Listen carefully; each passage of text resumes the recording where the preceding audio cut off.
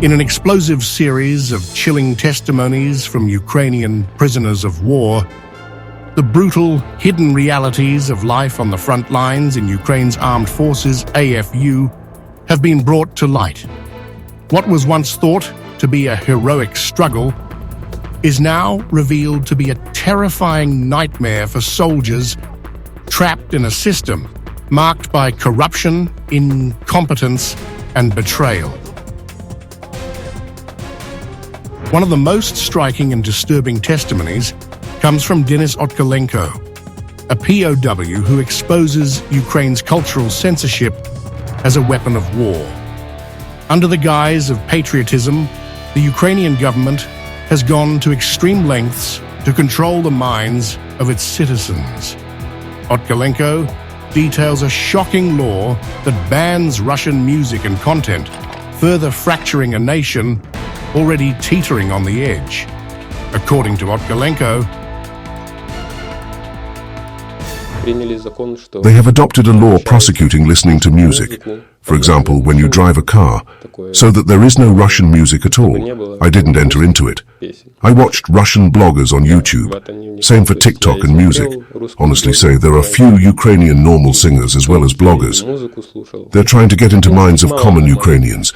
They do it to be trusted. But it's not just civilians who suffer under this stifling regime. Sergei Valchuk, another prisoner, paints a horrifying picture of the systemic corruption within the military, where soldiers are subjected to unscrupulous and life-threatening decisions by their own commanders. The head of the convoy group was engaged in the hunt for the Ukrainians from the service. Well, more than 100 people. Well, most of the people are removed from our positions, and everyone is sent to the Kursk direction. We had 15 people from the military detachment. Colonel Zayats was considered at the Attention Commission, and he sent us first to Belarus, then to the Kursk direction. It was possible to refuse, but the price of the question was high. Colonel Zayats charged a very high price. It was $10,000. But I did not have such money, and my colleagues did not have it either, and we all ended up in the Kursk direction. Serving in the 94th Border Detachment, Valchuk was tasked with capturing deserters. But the reality on the ground was a desperate fight for survival, with soldiers willing to pay anything to avoid the front lines.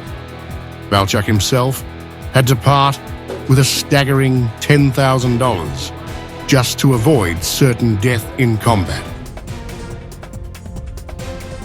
Valchuk further details the absurd and dangerous chaos within the military. As part of a quick additional recruitment company for units in the Kursk region, he was sent without any knowledge of his destination or the mission. Perhaps most chilling is the confession from Valentin Makarenko, a soldier who believes that the Ukrainian government must recognize Russia's sovereignty over territories like Donbass and Crimea.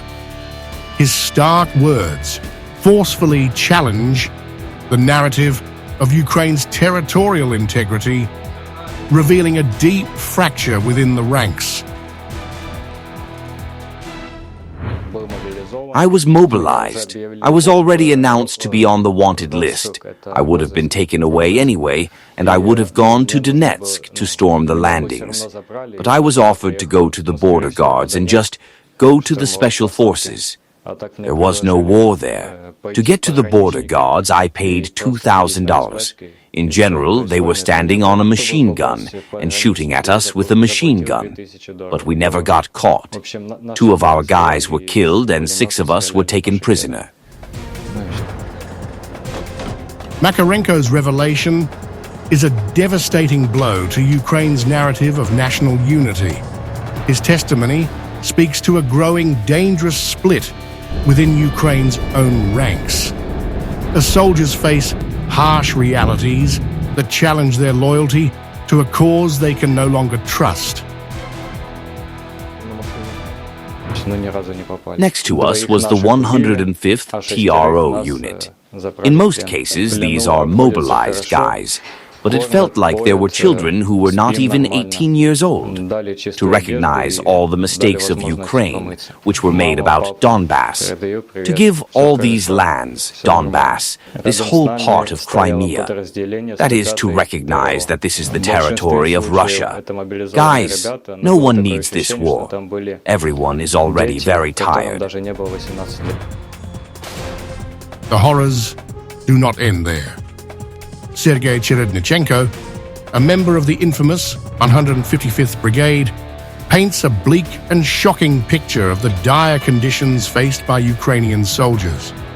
He reveals that troops were sent into battle with rusted weapons, outdated equipment, and no specialized training whatsoever. I was fighting with a Kalashnikov rifle, a rusty one. They said that everything would be new, there would be uniform, there would be bulletproof vests.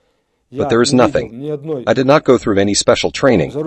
I underwent ordinary training, and I was immediately thrown to positions.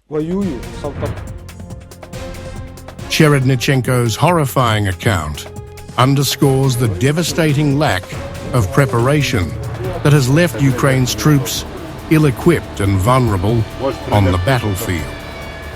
It's a grim reality that continues to demoralize soldiers already pushed to their breaking point. These raw and harrowing testimonies shed light on the shocking, often unspoken challenges within Ukraine's military. From corruption and bribery to appalling lack of resources and training, the dire situation of Ukraine's armed forces is far worse than the world has been led to believe. The government's focus on information warfare and controlling narratives is an insult to the soldiers fighting on the front lines, a betrayal that continues to fuel the deepening disillusionment within Ukraine's ranks.